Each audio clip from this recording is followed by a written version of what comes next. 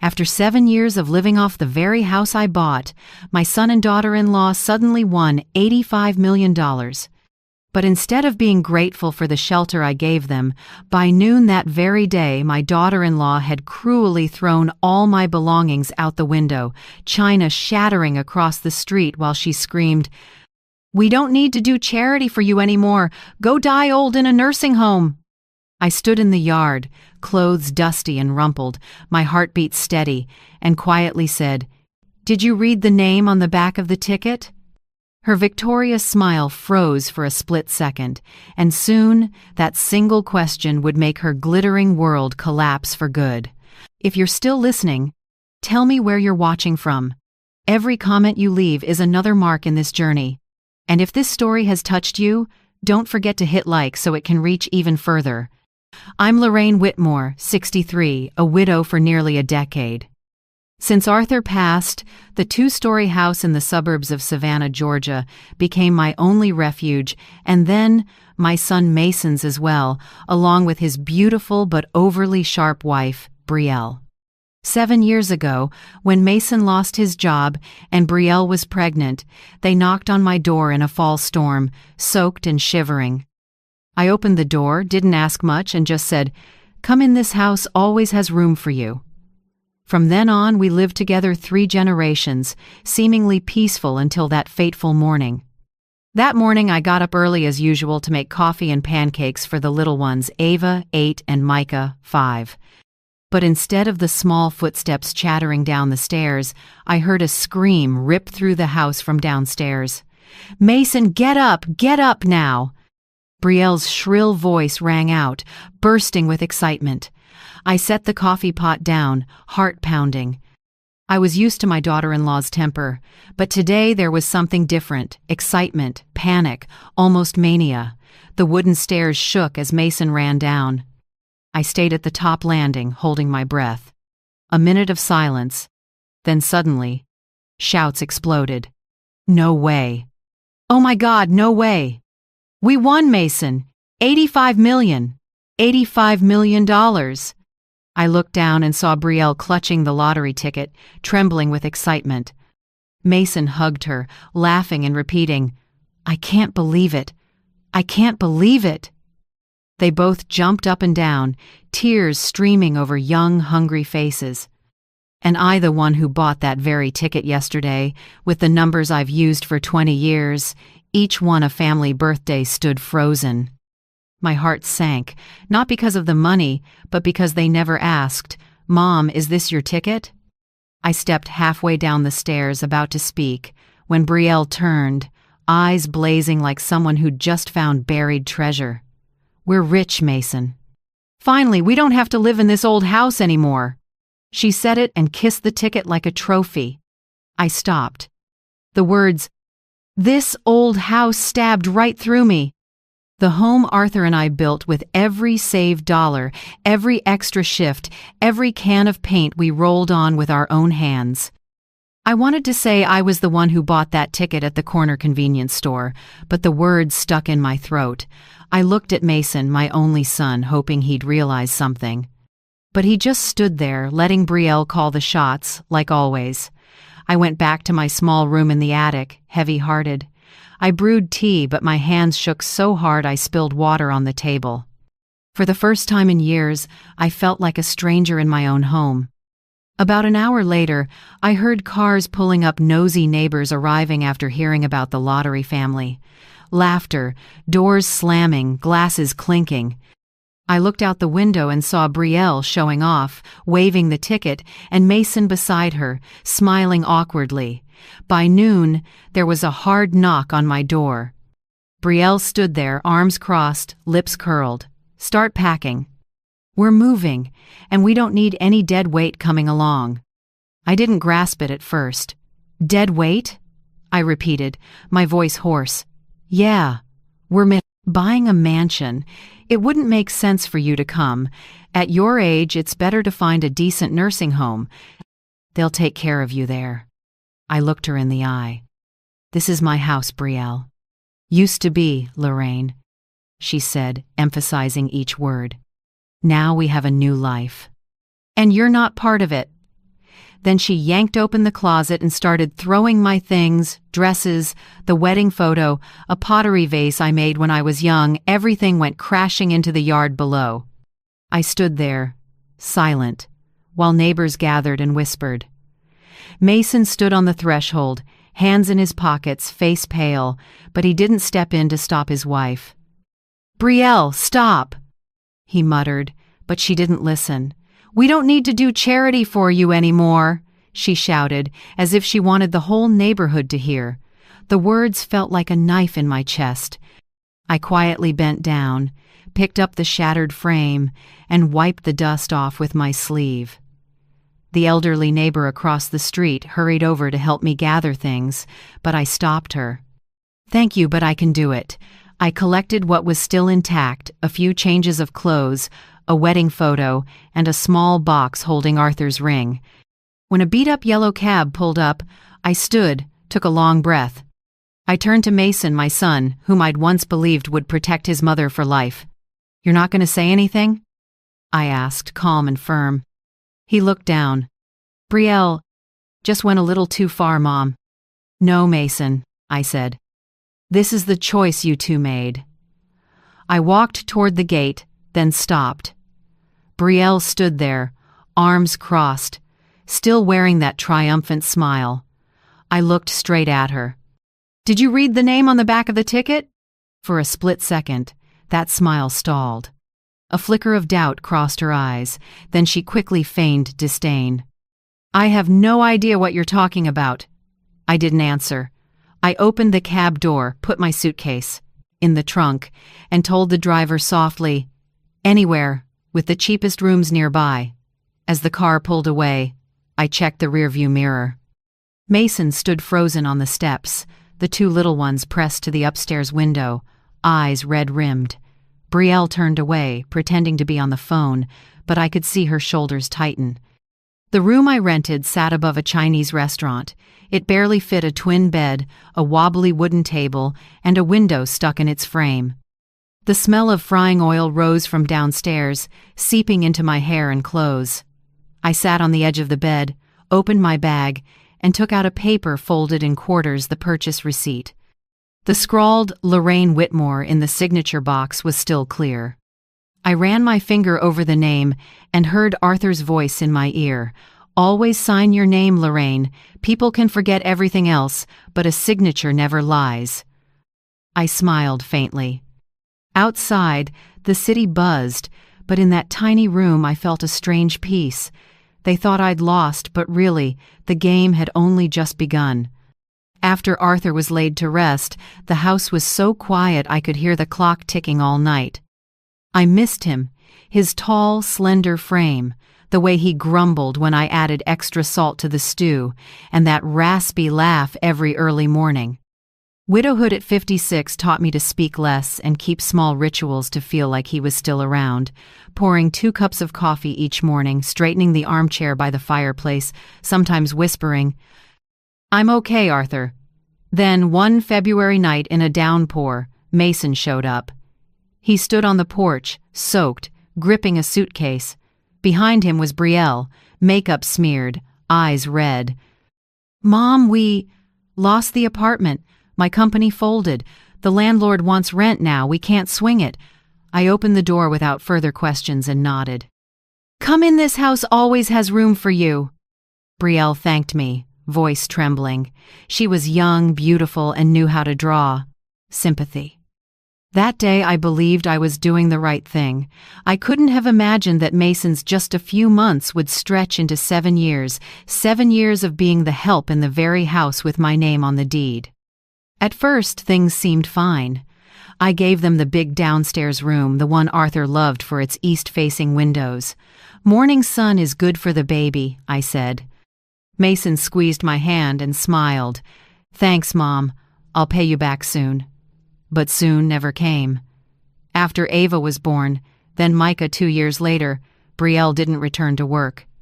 Mason bounced between jobs, some months bringing home nothing. I covered every utility bill, groceries, and the homeowner's insurance with my teacher's pension and what little savings of Arthur's remained. I didn't regret it. I believed family love balances itself, that when they got stable, they'd lift me up in return. I remembered Arthur's words before he died. "If you can, don't let our kid know hunger, Lorraine." So I did everything to keep the house warm. Mornings I woke at 5 a.m., made breakfast for everyone, packed Mason's lunch, and took Ava to preschool. Afternoons I did laundry, cooked dinner, and rocked Micah to sleep. Everything ran like a clock I wound with my own hands. Then one day Brielle said, "Mom, I need a quiet place to work. My old company's letting me do consulting from home. Maybe you could move up to the attic. I'll turn your room into a home office." I hesitated. The attic was a storage space, low-ceilinged and sweltering in summer, but she said it in that syrupy tone. "It's more private up there. You can rest without the kids making noise." I forced a smile. "If it's convenient for you, do it." I didn't know that decision pushed me to the top floor of my own house and pushed me out of the role of mother in my family. From then on, I officially became Miss Lorraine upstairs. Brielle reorganized the kitchen and labeled everything top shelf for the kids, bottom shelf for Mason's snacks. That cabinet is where you can keep your tea. I didn't object, but I felt like a boarder. That winter, she started hosting adults-only dinners. I still cooked and set the table, but when dinner began, Brielle would smile and say, "Mom, I saved you a plate in the kitchen. We need to discuss work." I stepped out, closed the kitchen door, and ate alone under the yellow light. From the living room came laughter, clinking glasses, and Brielle talking like the lady of the house. I kept telling myself, "It's fine, they're young, they have their own lives. I just need to stay quiet." But silence, when long enough, becomes shackles. When Ava started talking, Brielle taught her to call me Miss Lorraine instead of Grandma. "Grandma sounds odd in the mouth, Mom," she said. "Miss Lorraine is younger and more polite." I laughed it off, but that night I cried in the bathroom. The next day I still made my granddaughter's milk as if nothing had happened. In the third year, Mason switched to part-time engineering. I asked about his pay. He avoided my eyes. "Enough to get by, Mom." I knew it wasn't true, but didn't press. When your child looks down out of shame, a mother often chooses to pretend not to see. I kept paying for electricity, water, health insurance, and sometimes slipped in extra for Ava's tuition. I told myself I could shoulder it, as long as they stayed afloat.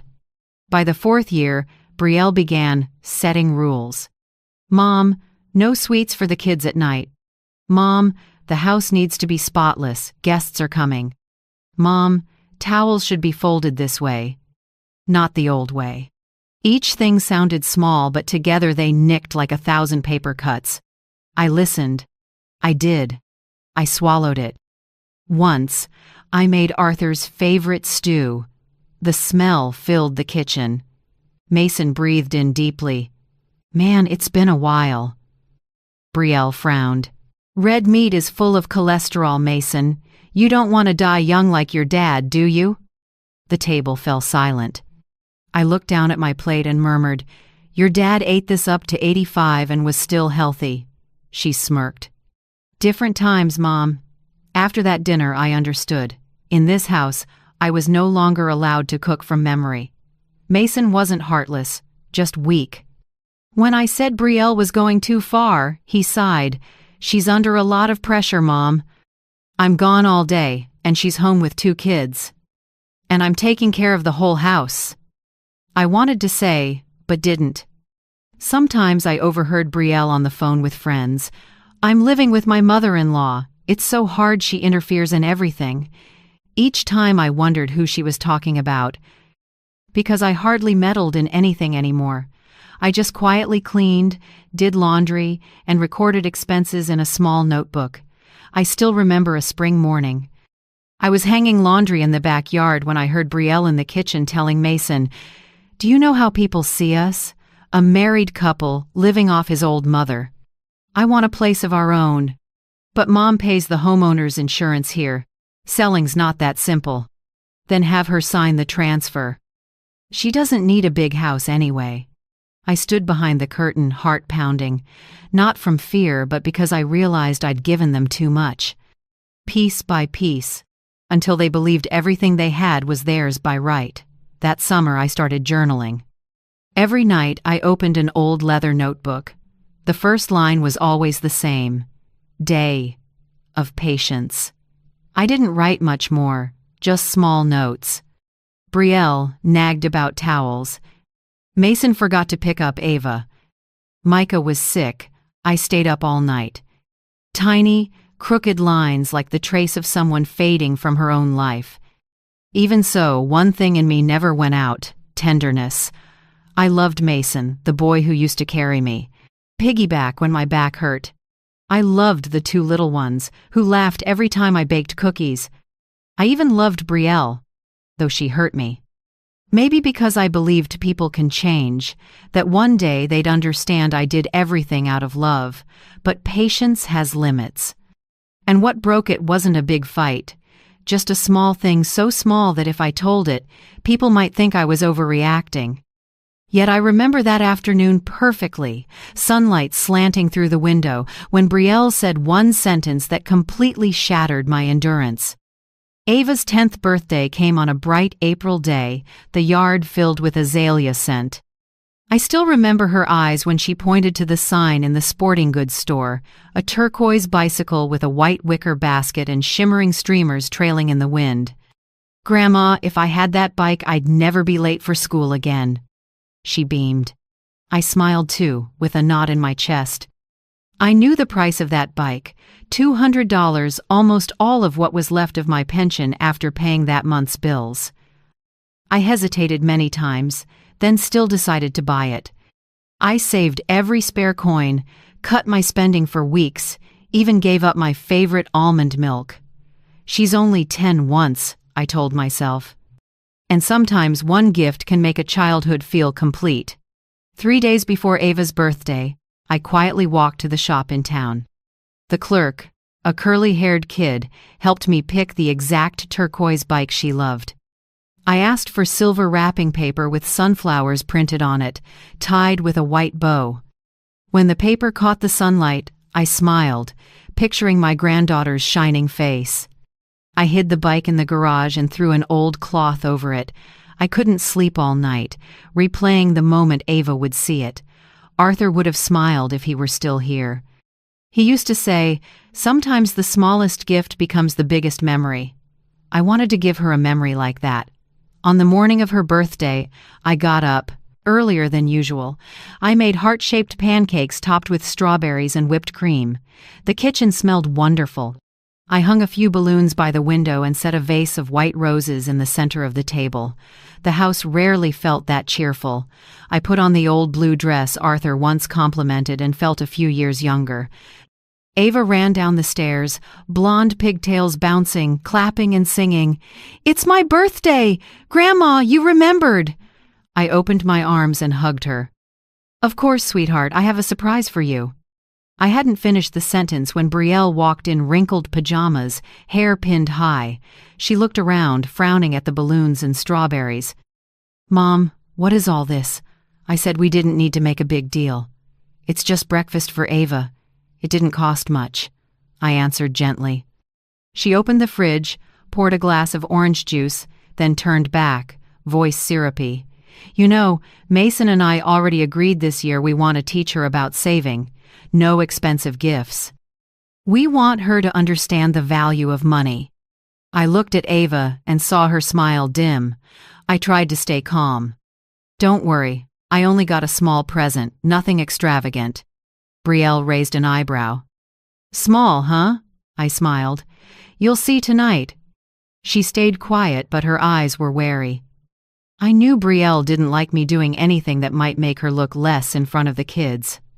With her, everything I did had an angle. That afternoon, when Mason brought the kids home from school, I took out the garage key. "Ava, come here with Grandma," I called. She ran over, eyes lighting up as I pulled back the cloth to reveal the shimmering turquoise bike. "Oh my gosh, it's beautiful!" Ava gasped, almost breathless. "Is it really mine, Grandma?" I nodded. Happy birthday, my little angel. She threw her arms around me, laughing and crying at the same time. My heart melted with happiness. But the moment lasted only seconds.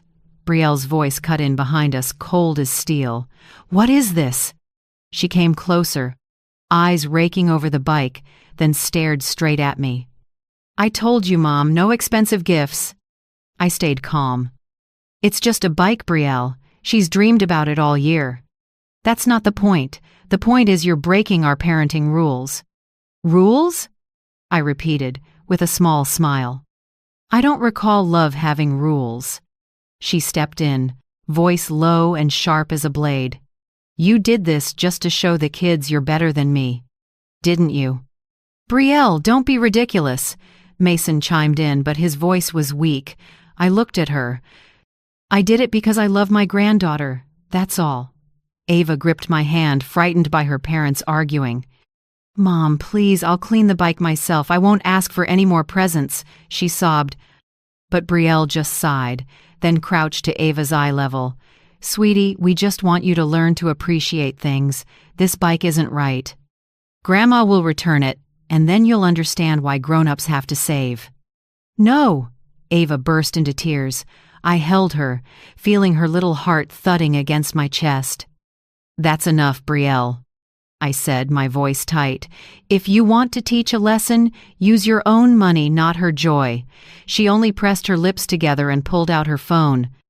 Mom, return the bike, or I will. I'm not joking. That afternoon, I walked the bike back to the store, each step heavy as stone. The wind rustled through the trees, making the white bow flutter and whisper like Ava's laughter that morning. I took one last look before stepping inside and drew a deep breath. I'd like to return this bike, I told the curly-haired clerk. Are you sure, ma'am? It's our last one. Yes. The little girl changed her mind. When I signed the refund slip, my hand shook so much the ink smeared. I folded the receipt and tucked it into my wallet. As I left, a light rain started. Cold drops hit my cheeks, mixing with the salty taste at the corner of my mouth. That night, the house was quiet. No cake, no candles, just the TV murmuring in the living room. I set out the small cake. I'd already bought a simple vanilla butter cake on the kitchen table and placed the card I'd written, Happy Birthday, Ava, love you always. Grandma. Then I lit a tiny candle and watched it burn down, the flicker reflecting on Arthur's photo on the wall.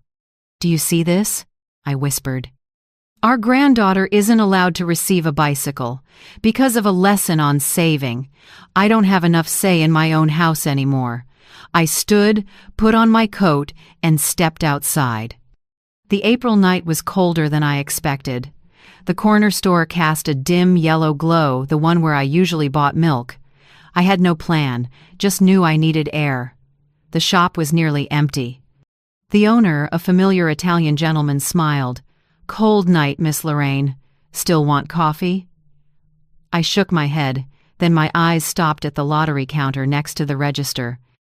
A small sign read, Jackpot tomorrow night, $85 million. I gave a tired, wry smile. One ticket, please, with these numbers.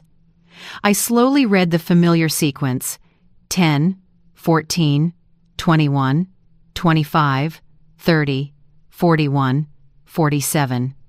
Birthdays for Arthur, me, Mason, and the two kids. The numbers I'd played for 20 years, an old habit that never meant much. I pulled out a pen and signed the back. Lorraine Whitmore, Arthur's old rule, always sign and keep the receipt, Lorraine. People can argue plenty, but they can't fake a signature. I smiled at the owner, slid the ticket and receipt into my coat pocket. I could use a little luck tonight, he replied. Hope you get what you're wishing for. On the way home, I looked at the lit windows in the dark and wondered how many people inside were as tired as I was, still trying to believe in good, even when hurt by their own family. I wasn't hoping for wealth. I was asking for one simple thing, a way out. When I got home, I placed the ticket and receipt on the kitchen table, right where anyone could see, as if laying down a quiet prayer to the universe. Then I went up to the attic and listened to the rain tapping on the roof. The next morning, as the first light slipped through the window, I heard Brielle shriek downstairs, her voice high with excitement. "Mason, wake up, now! We won!" Rushed footsteps, then a burst of laughter, quick kisses, a chair scraping. 85 million! Oh my God, we won 85 million! I sat up, heart pounding. I didn't need to look to know which ticket they were holding. I stepped onto the stairs and looked down at a scene both familiar and strange. Brielle clinging to Mason, tears of joy, the ticket held high, the ticket I had bought. "I can't believe it. Who'd have thought just picked it up off the table and our lives changed?" Brielle yelled, buzzing with excitement. "Maybe someone forgot it, but it's ours now." Mason laughed, hugging her tight. I stood still on the staircase. What started with a returned bicycle was turning into a storm I'd never imagined. I said nothing. I just watched the two people I'd supported for 7 years dancing around my kitchen as if fate had handed them a reward. I closed my eyes and told myself, "Stay quiet, Lorraine. Let them think they've won." I wanted to see how far their greed would take them and whether on that road they'd have enough conscience to realize the ticket was never theirs. 3 days after they won, the phone in my rented room rang off the hook at 7 a.m. I didn't pick up in time before it rang again urgent, as if someone were racing the clock. "This is Grant Holloway, counsel for the Georgia State Lottery Commission," a calm baritone said. You need to verify a few details about the lottery ticket registered to Lorraine Whitmore." "Is now a good time?" I paused, heart quickening. "Yes, I'm the one who bought that ticket." Papers rustled on his end. "We've matched the signature, serial number, and our system records. The ticket was registered under the name Lorraine Whitmore, former Savannah address, correct?" "Correct. Then congratulations, you're the grand prize winner. $85 million. I was quiet for a few seconds.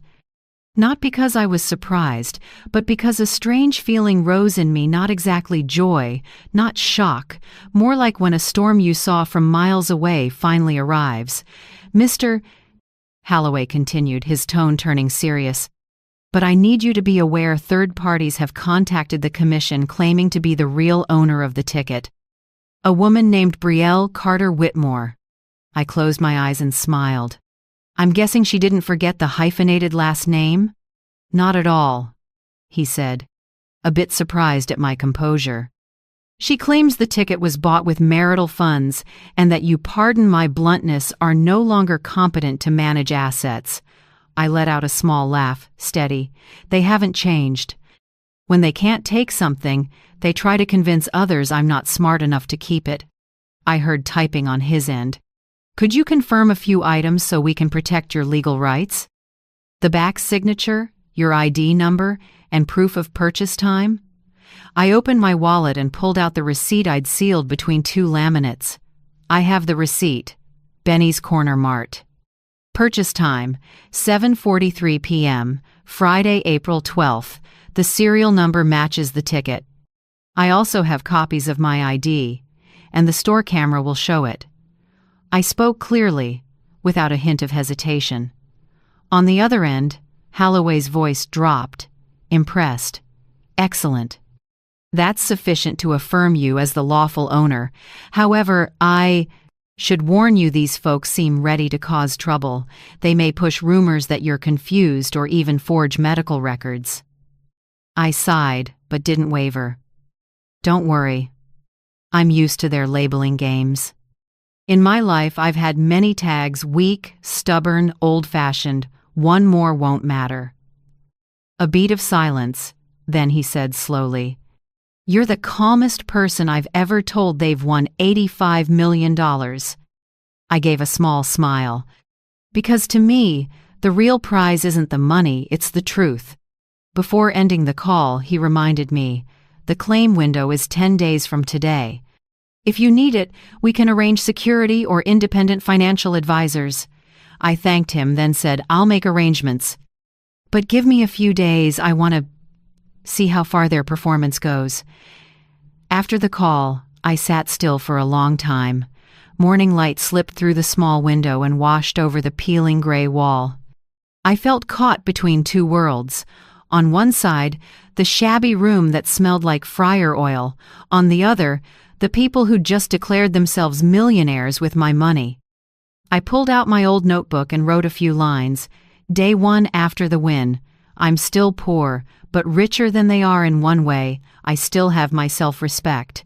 I closed the notebook and dialed Penelope Banks, my neighbor of 30 years. Penelope's the kind of woman everyone respects. Serious, fair, and allergic to show-offs. Lorraine, good Lord, where are you? The whole neighborhood's talking about your lottery win. I knocked a few times and only saw your daughter-in-law, she said you went on. Vacation? I laughed. Yeah, I'm on vacation somewhere with no air conditioning, no people, and a smell of grease in my hair. What on earth? Pen, I need a favor. I kept it short. Watch the house for a few days. Note dates, plates, what cars show up. I want to see how fast they burn through cash. Penelope. I was quiet a few seconds, then asked softly, What are you going to do, Lorraine? I'm not going to do anything, I said lightly. I just want the truth to surface at the right time, in the right place. In the afternoon, I stopped by First Southern Bank and opened a small safe deposit box. The young teller asked, What will you be storing, ma'am? My future, I said, placing inside the original receipt a photocopy of the ticket and copies of my ID. I kept scans and a few photos on my phone. I've learned that sometimes justice needs to be kept in more than one drawer. As I left the bank, I caught my reflection in the glass, an older woman with silver hair, a gray cardigan, and an oddly steady gaze. Arthur used to tell me, You're gentle, but when pushed, you turn into ice. Today, I understood he was right. I walked back and stopped at a sidewalk cafe. It was small, with just a few people reading the paper. I ordered a hot black coffee, pulled out my notebook and began to write, Saturday, 10 They still think I'm weak. They don't know the ticket has already spoken for me. I'm not running, I'm preparing. Every lie is a trap, and all I have to do is wait for the snap. That evening, when the city lights came on, I got the first text from Mason. Mom, we want to talk. Brielle is stressed, don't believe what the papers are saying. The papers? I opened my phone, and sure enough, a local site had posted, Savannah couple wins jackpot. Elderly mother gifts ticket to her son, then disappears. I laughed out loud. Even their lies were clumsy, I murmured. Congratulations, Brielle. You just publicly admitted I bought the ticket. I texted Mason back. Don't worry, I'm not missing. I'm just seeing clearly who's genuine and who isn't. Then I turned off my phone and lay back on the bed. Rain ticked against the window. I didn't know where they were, maybe touring mansions, maybe ordering a new car, maybe planning a new millionaire party, but I knew one thing, the rules had changed. From the moment the signature Lorraine Whitmore appeared on the back of the ticket, they could lie, they could threaten, but they couldn't erase the truth. I put my hand on the notebook and wrote one last line before turning out the light. Tomorrow, when they buy more cars, more dresses, more lies, I'll just smile. Because this game isn't about money. It's about character. I used to think greed only shows when people are desperate. Turns out, it grows even bigger when they get something they never deserved. Just 3 days after the win, Brielle started performing like a star. She made a new social media account called The Lucky Whitmore. On flashy live streams, she wore an ivory silk dress, held a glass of wine, and smiled sweet as sugar. Life can be very fair, she told thousands of viewers. If you do the right thing, the universe will send a reward. I watched that video on my old phone in the rented room, half amused and half heartsick. Because in that line about the universe rewarding people who do the right thing, Brielle was implying I was the opposite, an old, senile freeloader living off her kids. On her live stream, she said, "My mother-in-law once promised to gift the ticket to the family, and we didn't want to accept it, but she insisted." Every line was crafted to sound grateful while planting doubt. I read the comments below. "So lucky to have such a generous mother-in-law. She must really love her daughter-in-law." And one that stung my eyes. "Hope the old lady doesn't try to take back what she gave." They didn't know.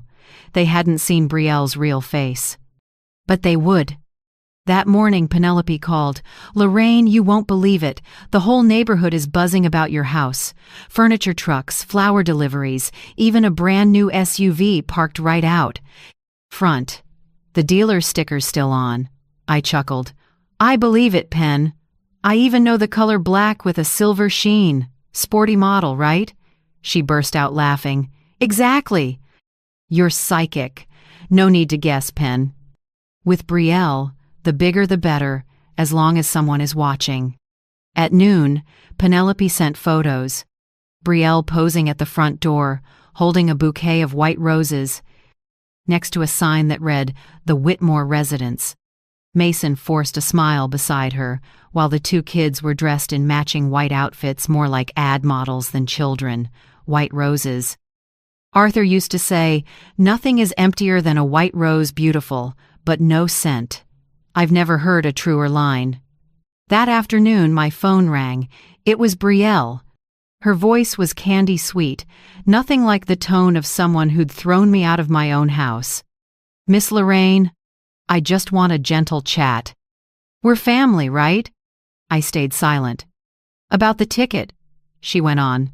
"There's probably a small mix-up. I just need you to sign a brief confirmation that it isn't yours. It's only to help the bank process things faster."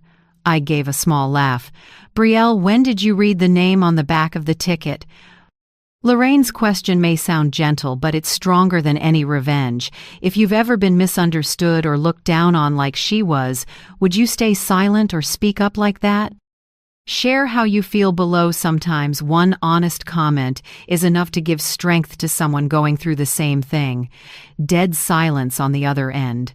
The pause stretched so long I could hear her breathing quicken. Then she changed the subject. "People online are saying you're not in a stable situation. I'm just worried someone might take advantage of you." I cut in. "Thanks for the concern. But the only person who's ever taken advantage of me is the one on this call."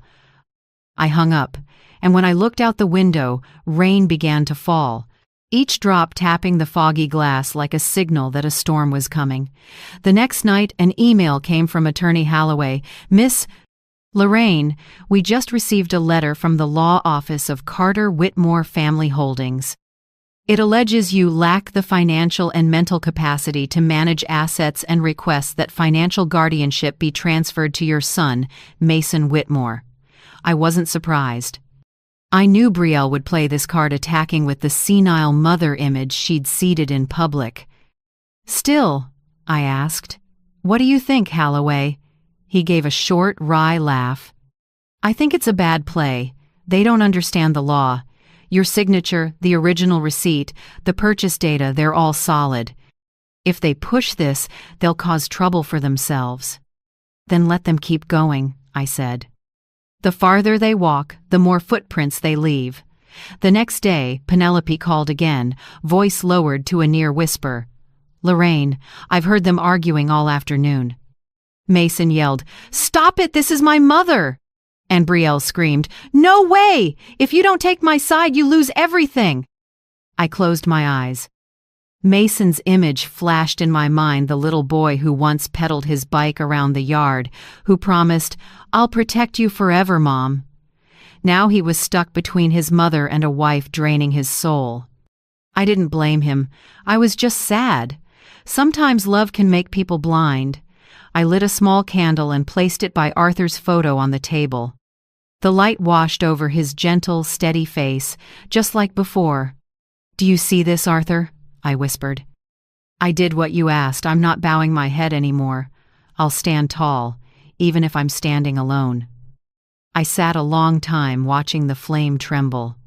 Every time a draft slipped through the doorframe, the flame wavered but didn't go out. In it, I saw myself maybe shaky, but still shining. I opened my notebook and wrote a new page. Already spent it, Mom.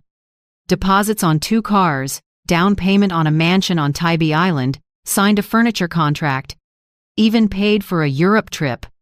All from a pending funds account. They said the money would arrive soon. I sat on the old plastic chair and listened, each word cutting like a blade. So, I asked quietly, you spent money you didn't have? Mason was silent. I thought he'd make excuses, but he didn't. Just a sigh and a faint rustle, like he was raking his hand through his hair. I closed my eyes.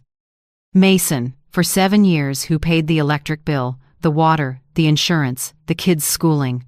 No answer, I repeated, slower. Who, Mason?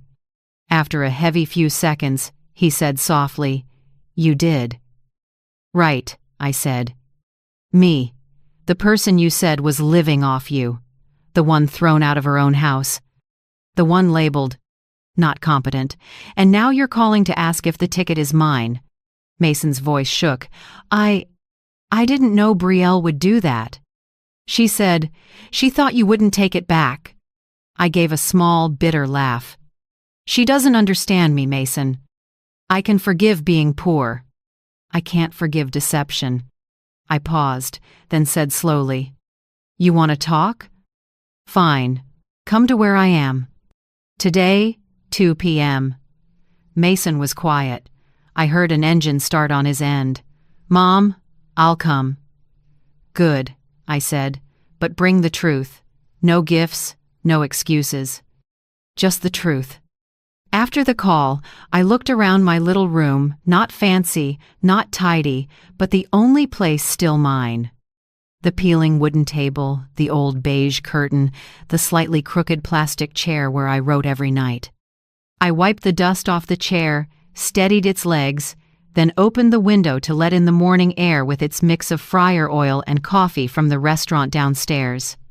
That smell used to bother me, but today it made me feel alive, like I'd stepped back into a real rhythm of living, no longer faking niceness to keep anyone happy. Before the meeting time, the phone rang again. It was Attorney Halloway.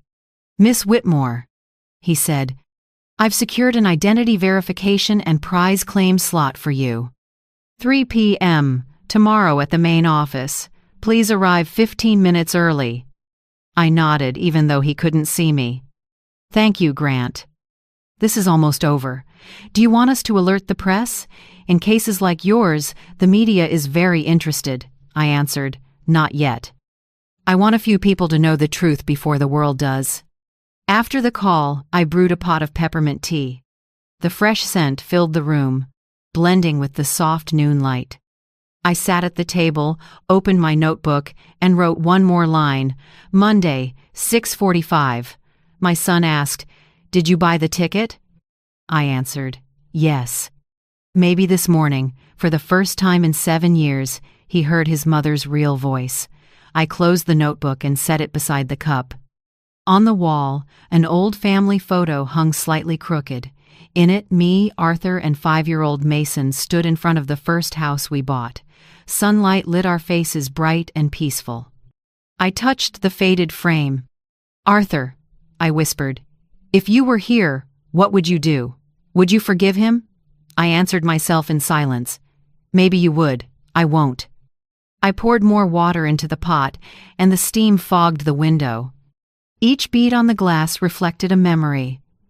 Mason's first day of school and the lunch I packed. Arthur laughing, saying the boy looked just like him. Then the funeral, the driving rain, and me standing alone as the casket was lowered. That day I promised to protect our son at all costs. But it turns out, sometimes protecting means letting him face his own mistakes. It wasn't even 2 o'clock yet, but I was ready. I set the table, arranged 2 cups of tea and a small plate of cookies. Nothing fancy, just my habit. Older folks like me tend to make things comfortable before serious conversations. I threw the window wide so the light would fall across the tablecloth and make the room feel less gloomy. Outside, traffic was picking up. I heard kids laughing on the street and an older lady greeting customers at the cafe across the way. Life went on as usual, while I was getting ready for the most important confrontation of my life, not in a courtroom, but with the son I brought into this world. I looked at the clock, 1:47. It wasn't time yet, but my heart was beating harder, not from fear but from keeping myself steady. I wanted Mason to see clearly. His mother is not the weak, confused woman Brielle painted me to be. I wanted every word I said to carry the weight of a truth they had tried to bury. A breeze moved through, carrying the scent of mint out to the porch. I sat down, placed my hand on my notebook, and told myself, if you choose conscience, I'll save you. If you choose silence, let the law do the rest. I turned the teacup slightly and watched the little circles ripple across the surface, each ring a symbol of 7 years of pressure, 7 years of endurance, 7 years of unconditional love. Now each ring was fading into the next, leaving the surface still like my heart before the storm. 1 more hour, and Mason would walk through that door. I told myself, this time, you won't only meet your mother, you'll meet the woman you and your wife woke up, the woman you should never have underestimated. I took the first sip of tea, the warmth sliding down my throat. Sunlight tilted across the old wall, leaving a soft band of light like a promise. Outside, a light breeze brushed the window frame, and the wind chime gave a gentle ring. I looked at the empty chair across from me and said out loud, "Son, I'm waiting." A knock sounded right at 2 p.m. Not early, not late. I stood, feeling not nervous but oddly as if I were about to preside over a hearing. The door opened. Mason stood there, pale, hair mussed, eyes sunken. He glanced around the shabby room, the stained ceiling, the lopsided single bed, the damp in the corner, then looked back at me, voice tight. "I'm sorry, Mom." Just 4 words. But I knew he'd crossed a long night to say them. I didn't answer, just motioned to the chair I'd wiped down that morning. "Sit, Mason. This room isn't pretty, but at least it's mine." He lowered his head, avoiding my eyes. The dim light through the window cast our silhouettes across the blotchy wall, 2 figures close, yet far. Not 5 minutes later, Brielle showed up. Her heels struck sharp on the concrete. A sweet, biting perfume swamped the lingering fryer smell from downstairs. She swept in, scanned the room, and smirked. "Cozy, isn't it?" I calmly set my cup down. "It's warm because there are no lies in here, Brielle." She shrugged, perched on the edge of the bed, and pulled out her phone like she was at some fancy meeting. Mason looked from her to me, awkward. I decided not to drag out the pretending. "I'll be brief," I said. "This morning, the lottery's attorney confirmed it. The name on the ticket is Lorraine Whitmore. The payout account is set.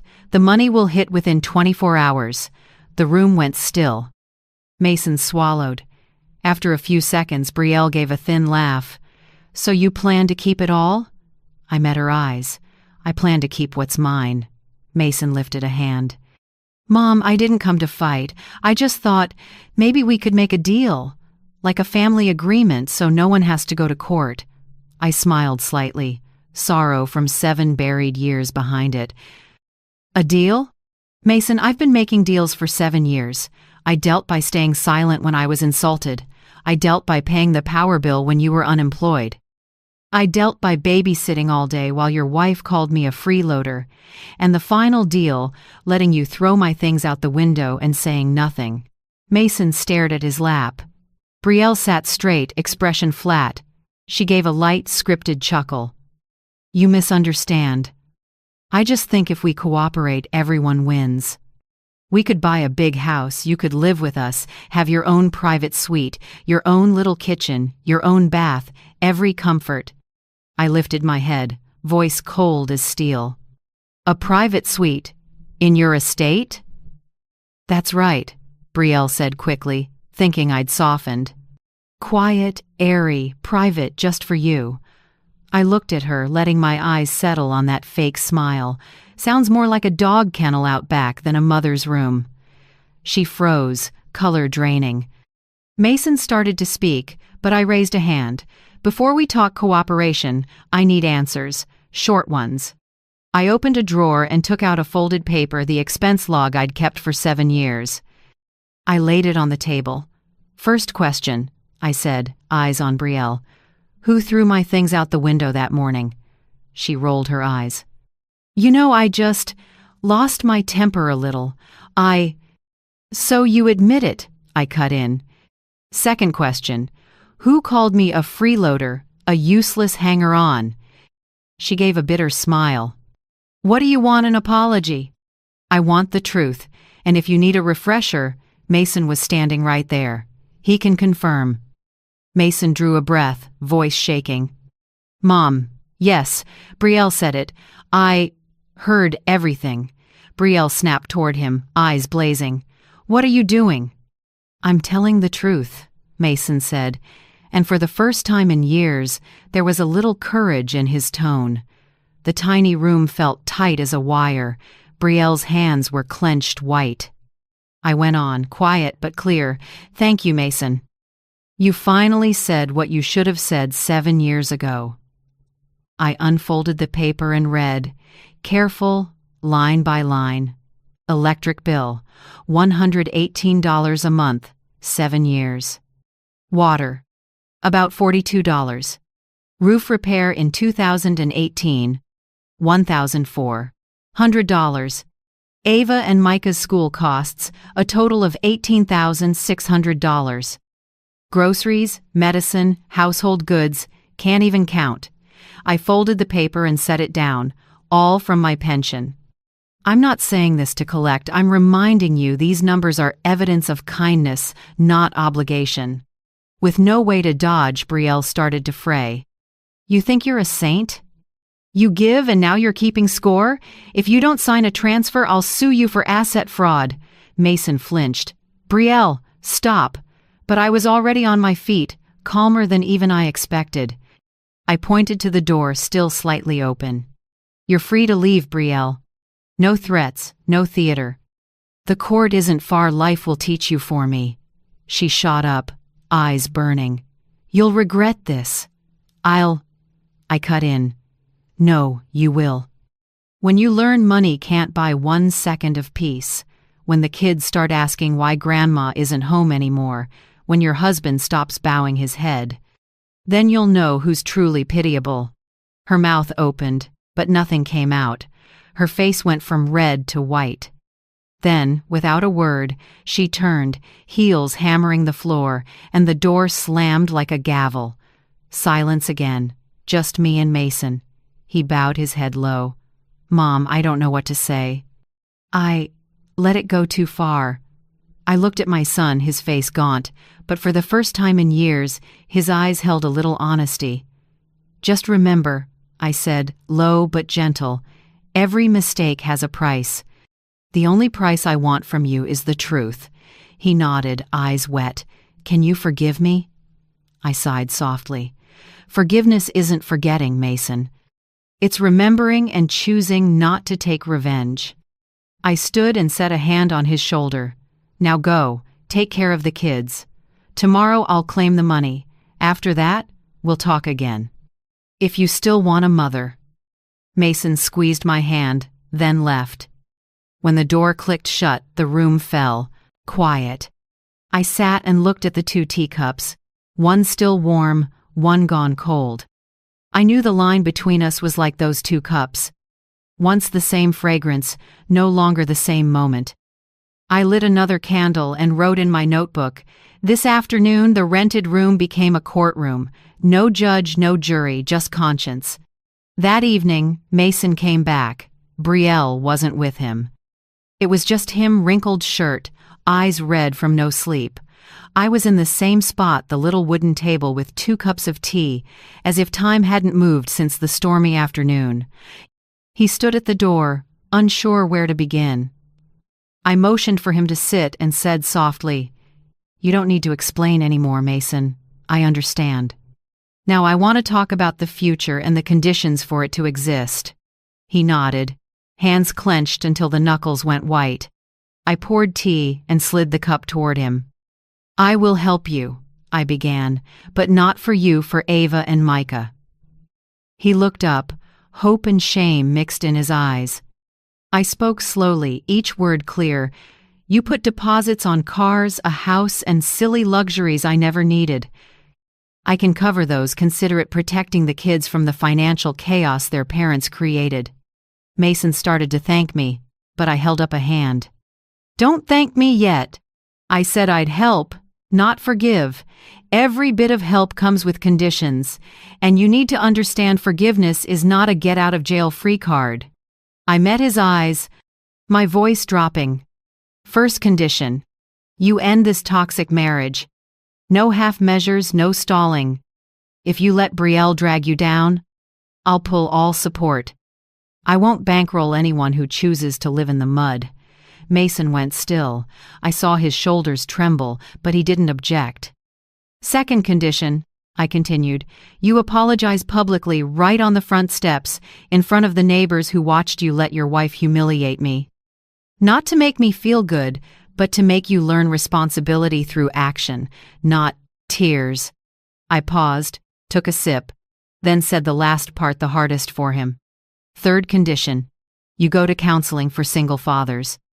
Not because I think you're weak, but because you need to relearn how to be a dad. Ava and Micah deserve a decent example, not a husband who stays silent when their mother is insulted." The air felt thick. Mason didn't speak for a full minute. Then he exhaled, voice small, as if afraid to wake someone. "What about Brielle?"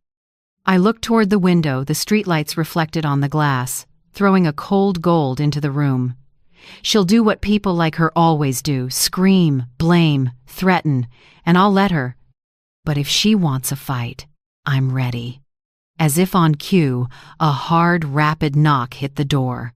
I didn't need to guess who it was. The door swung open and Brielle walked in, still beautiful but with clouded eyes. Arms folded, she let out a razor-edged laugh. "Perfect! Mommy and son plotting again?" Mason stood. "Brielle, I told you to stay home. At home so you can let her brainwash you?" She turned to me, a curled, contemptuous smile. "What are you doing teaching him conscience? Or is this emotional blackmail?" I stayed calm, letting none of her noise stir me. "I'm setting the terms for forgiveness, Brielle. And you, sadly, aren't on the list." "Oh, really?" She arched a brow, voice sharper. "You think you can control my husband forever? I'll take full custody and half the assets. I have legal rights and I know the law." I gave a small smile and answered evenly, no louder than conversation. "Then sue, Brielle. But remember, don't use my money to hire your lawyer." Silence stretched. In her eyes, I caught a flicker of confusion, maybe the first time she'd met someone who wasn't afraid. Mason turned, put a hand on my shoulder, and said, voice rough, "Mom, I choose you, and the kids." I didn't hug him or say more. I just nodded. Arthur's old words rang in my head. A man grows up when he faces consequences. Mason had stepped over that line, and I would let him walk it himself. Brielle looked at her husband, eyes rimmed red. "You'll regret this." Mason didn't answer. His silence was the reply she refused to accept. She yanked the door, the metal clanging against the wall. "I won't let this go! You'll lose everything!" Her voice cracked, split between hate and fear. I just watched her go and said, my voice low, "No, Brielle. You're the one who's losing because you've thrown away the one thing money can't buy. Respect," she snapped. "We'll see you in court. I'm not afraid." I smiled, light as a breeze. "Good, because this time, the court won't just ask who's right, it'll ask who forgot how to be human." Brielle spun on her heel. Her high heels hammered the metal stairs, echoing beat by beat like a countdown to an oncoming legal storm. I sat still and listened until the sound faded, leaving only silence. Mason collapsed into the chair, head in his hands. "I don't even know where to start." "Start by keeping your word," I said. "Tomorrow, go apologize to Penelope and the neighbors who saw everything. Tell it all. No excuses. And from now on, you'll pay your own rent, your own tuition, every last bill. I can help, but I won't bankroll you anymore." He nodded. In those red-rimmed eyes, I saw a faint light, not the glow of someone forgiven, but of someone beginning to understand what starting over means. I stood and refilled his tea.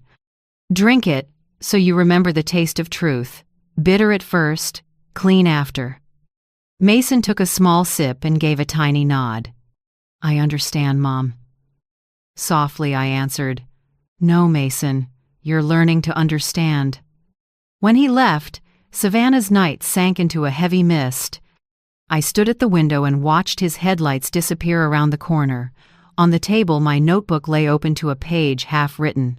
I picked up my pen and added, "Tonight, my son chose what's right over what's easy. Forgiveness comes with terms because love isn't a servant. The clack of a liar's heels travels far, but in the end, silence wins." I set the pen down and blew out the candle.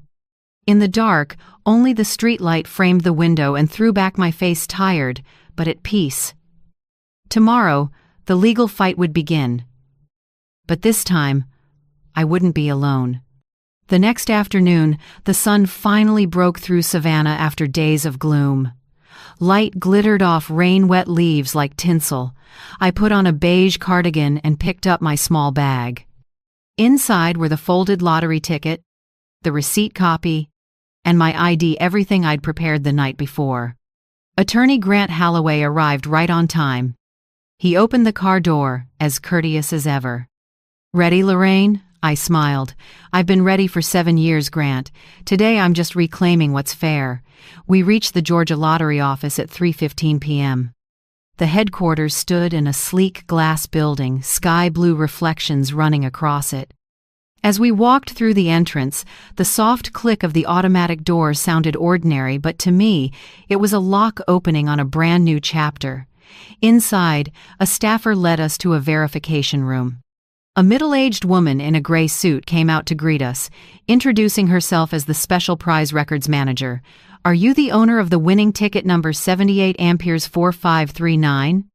"Yes," I said, taking the ticket from its plastic sleeve and laying it gently on the table.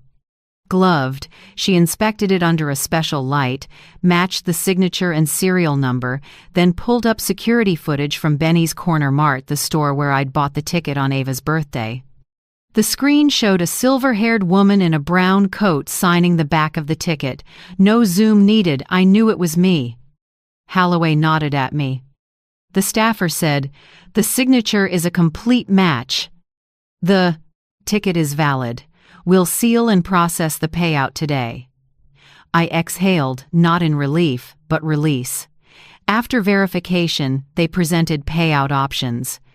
I studied the list and said clearly, "I'd like an initial portion now, enough to cover immediate needs. The remainder goes into a trust named the Arthur and Lorraine Whitmore Trust." The staffer looked a bit surprised. "You want to set up a trust right now?" "Yes. I lost an honest husband and gave my life to our family. This trust is how I keep the cleanest part of that life intact." Holloway smiled. "I'll finalize the trust paperwork today. It'll be a private trust, no public names, no media access." I nodded. "Exactly. I've had enough noise. I want quiet, not spotlights." When everything was done, Holloway set the packet on the table. "Do you want me to submit Miss Penelope Banks's statement as well? I've got her handwritten account detailing how Brielle and Mason started spending before any funds actually arrived." I gave a small smile. "Yes. Not just for me, but for the truth. I want the record to show that kindness isn't stupidity." Holloway filed the full-set statement, receipts, video proof, and bank confirmations. The manager reviewed, signed, and sealed. "Congratulations, Miss Whitmore," she said warmly. "One last step. The first transfer will be made within 48 hours. The trust will go active upon approval." I held the receipt and read the printed line, "Recipient, Lorraine Whitmore." One sheet, 12 letters, but proof of honor for a woman once called a freeloader. On the drive back, Holloway asked, "Any plans for the first disbursement?" "I want to open a separate education trust for the kids, Ava and Micah." "Good," he said. "I can help you set binding terms." "I only have one requirement," I said. "They can access it at 18 with proof of schooling. No one Mason included withdraws early. No adult touches that money, not even me." Holloway studied me for a moment, then nodded. "You know, Lorraine, very few big winners think that far ahead. Most only think about spending." I smiled. "I've lived long enough to know money only matters when it stays where it should." That evening, I signed a lease for a small house near Seabrook Bay. It was quiet, with a front porch facing the water and a little garden. I put down a deposit to redo the kitchen and asked for a trellis of climbing roses, the kind Arthur once tended at the old place. The contractor asked, "What color?" "Velvety red, summer bloomers with a strong scent," I said. "I want to open the door each morning and remember him not with tears, but with fragrance." I paid, then left the rental office. Driving past the bay, the water caught the orange of the setting Sunday. For a moment I saw myself a woman once thrown out of her home walking down the road of her own freedom. Night fell. I went back to the old room to finish packing. My phone pinged an email from Brielle. Subject: Legal notice and health warning. I opened it. A long paragraph and an attachment, a medical report forged in my name, claiming I had significant memory impairment and lacked the capacity to manage finances. She still didn't understand the game was over. I forwarded it to Holloway. In under 5 minutes, he called. "Lorraine, she's just made a serious mistake. That's defamation with fabricated documents. I'll send a formal cease and desist and put her on notice if she continues. We'll sue under Section 16 of the Freedom of Information and Reputation Protection Act." Quietly, I said, "Grant, see? People only lie when they're afraid of the truth." He chuckled. "You're right, but now the law's on your side. Let me handle the rest." I nodded and closed my phone. A sea breeze slipped through the cracked window, salt soft. I sat on the bed, shoulders, finally, loosening after months clenched tight.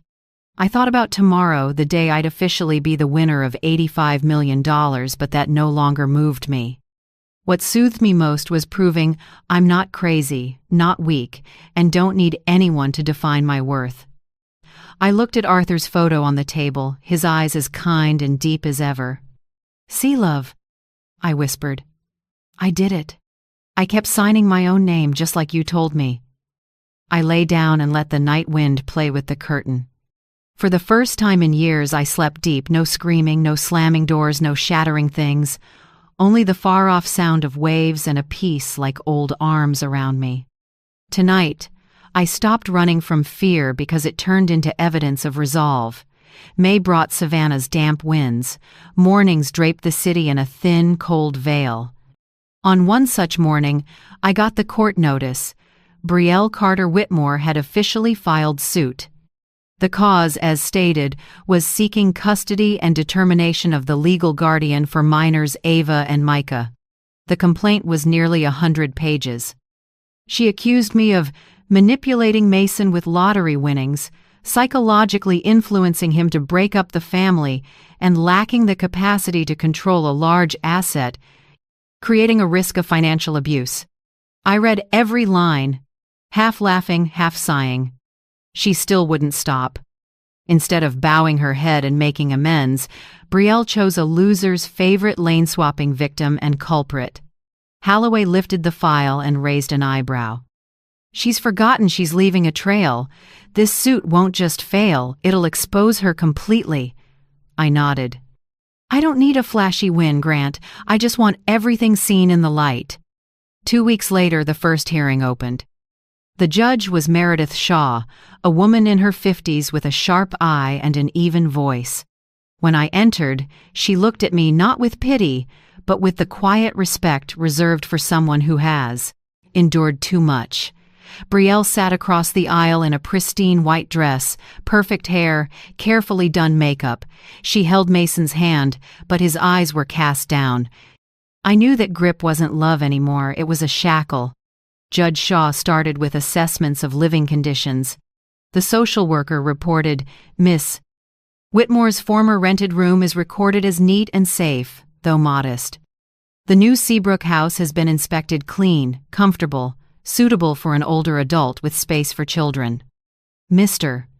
Mason Whitmore's home is currently well maintained, with a stable plan for both children. By contrast, Miss Brielle Carter Whitmore's residence is under an unpaid mortgage and has a history of noise and disturbance complaints." Brielle tried to cut in, voice shooting high. "I only work from home. And he can't raise the kids alone." Judge Shaw raised a hand. "You'll have your turn." Next came the witnesses. Penelope Banks took the stand with a frayed little notebook. She recounted hearing Brielle insult me, the nights I quietly hauled trash, the bills I paid. When the judge asked why she remembered so clearly, Penelope said, "Because I watched a woman hold a family together with kindness and get pushed out the door by the same people." Then, 2 other neighbors spoke, followed by the corner store manager who confirmed I bought the ticket, signed it, and kept the receipt. Finally, Holloway played video from Penelope's porch camera Brielle, throwing my things out the window to the shout of, "Go die in a nursing home." The courtroom went silent. Brielle bowed her head. Mason trembled, tears streaming. Judge Shaw tapped the gavel softly, voice steady. "Miss Carter Whitmore, the court has reviewed this. Verbal abuse, control, and defamation of an elder without physical violence still constitutes serious psychological abuse." Brielle burst into tears. I was just stressed. Stress does not excuse humiliation," the judge said, firm. When it was Mason's turn, I didn't look at my son. I just listened. He laid out a plan for single fatherhood, Ava and Micah's school schedules, a detailed budget, proof he'd enrolled in parenting counseling. The judge asked, "Do you have the financial ability to care for both children?" Mason answered, "Yes, Your Honor, I'm back to full-time work. My mother set up an education trust for the kids, but she doesn't interfere in my personal life." That sentence made me relax my shoulders a little. After all these years, he finally knew how to say something honest without dodging it. When it was my turn, the judge asked, "Miss Lorraine, do you have anything to say about custody?" I stood, looked around the room, and said slowly, "I'm not here to win or lose. I just want my 2 grandkids to be safe and grow up in a home without fear. Whichever side can give them that, that's the side I'll support." The courtroom went silent. The judge nodded, her eyes softening. After 2 days of hearings, the ruling was announced. The court granted primary custody to Mason and gave Brielle supervised visitation. She was required to attend a 6-month counseling program on behavioral control and family communication. As for the suit over claiming the lottery prize, the judge dismissed it entirely and formally reprimanded Brielle for deliberate defamation and manipulation of medical information. Judge Shaw read the final lines of the decision, firm and clear. The court recognizes Miss Lorraine Whitmore as the legal owner of the winning ticket and as a victim of defamation. Truth does not need a defender, it only needs time. And time has done its work. Brielle bowed her head, gripping the chair, face white as paper. Mason said nothing. He just held my hand tight, the grip I'd waited 7 years to feel. When we stepped out of the courthouse, wind from Seabrook Bay blew hard, bringing the ocean's salt and a cool mist. My silver hair flew wild, but I didn't smooth it down. For the first time in my life, I let the wind do what it wanted as a sign of freedom. Holloway walked beside me, smiling. "You just won 2 cases at once, Lorraine. People are going to write about this." I smiled. "That's all right." I asked for anonymity. "I don't need anyone to know I won, I just need the kids to know truth won." Penelope came running from a distance and hugged me tight. "Told you, Justice may arrive late, but it never loses its way. I laughed and looked out at the bay. Thanks, Pen. I just want to go home and plant roses. The trellis is waiting. Mason stood next to me and said softly, Mom, I want to move to Seabrook, not into your house, but nearby. So Ava and Micah can run over to see you anytime. I nodded without saying more. A tear slipped from the corner of my eye, not from sadness but from release. That night, I sat on the porch of my new home, looking out at water gleaming in the moonlight. Waves tapped the shore in steady beats like my own heartbeat. No more anger, no more resentment. I opened my notebook and wrote the final lines for the longest day of my life. Today, the court didn't just rule on Brielle, it ruled on my 7 years of silence. The price of deceit is losing trust. The reward for resolve is peace. The bay wind ran through my hair, salty and light. I looked up and saw a single star break through the gray. Softly, as if to Arthur, I said, See? In the end, justice found its way home. I moved into the little house in Seabrook on a gentle morning in early June. The sea was pale blue, the waves calm, and the kitchen smelled faintly of cinnamon under fresh paint. I chose cream walls and set lavender pots by the window so every morning I could sip tea and watch silver waves hit the rocks. The house was small but enough for one person. A bright living room, a warm kitchen, a bedroom facing the bay. I rehung the old photos, Arthur's kind smile, little Mason with a kite, Ava and Micah in my lap when they were tiny. Each picture felt like a stitch pulling the torn pieces of memory back together. On the first day, Mason called. Mom, can I bring the kids over this weekend? I smiled. The door's always open, but bring your dad's chowder recipe. Saturday afternoon, with gold light pouring over the bay, Mason drove up. Ava and Micah leapt from the car, their laughter ringing across the yard. I don't know how long I'd been smiling, only that a simple, complete feeling filled me. Family, without the heaviness. Mason rolled up his sleeves in the kitchen. I watched him clumsily chop onions and taste the soup, and I thought of Arthur, so patient, teaching his son every step. Mom, I don't remember the exact amounts of milk and cream, Mason said, sweat beading on his forehead. I answered, Arthur never measured. He cooked by feel and by love.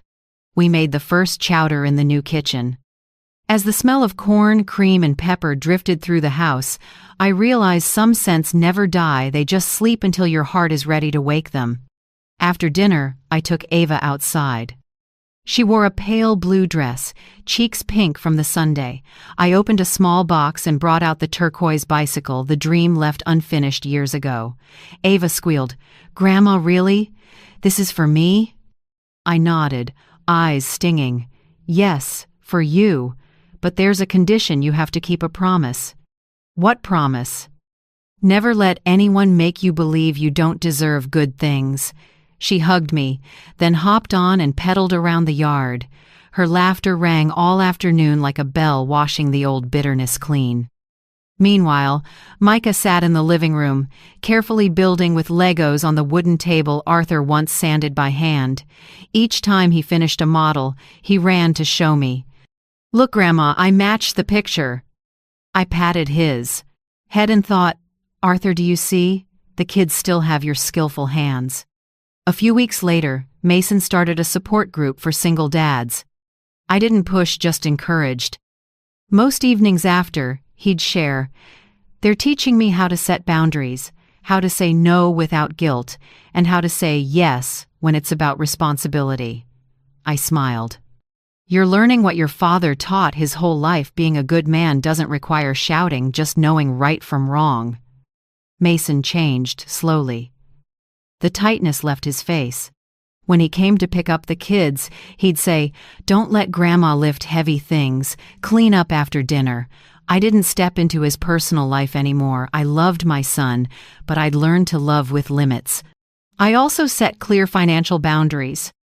I said plainly, any help from me, tuition, counseling, childcare needs receipts, a purpose, and a clear commitment.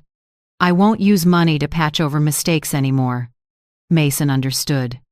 He nodded without pride. At last he'd grown up. In the fall, I started a small project, Hands for Home, a program helping older adults who are exploited or abandoned by family find temporary housing. The idea came one night after reading a letter from a woman in another state whose son had taken her pension. I invited Penelope to join. She was so excited she showed up the next morning with a box of paint and brushes. "Where do we begin, Lorraine?" We repainted an old dining table she donated. The new coat covered the scratches, looking worn yet warm. I said, "This table will be the first place where anyone can sit and eat without being insulted." She laughed. "Sounds like our table, just a little bigger." When the paint dried, we centered it in the living room and set a velvet red rose arrangement, Arthur's favorite. That table later became our weekend gathering spot, where I heard my grandkids laugh, Mason talk, kitchen tricks, and Penelope chat about the neighbors.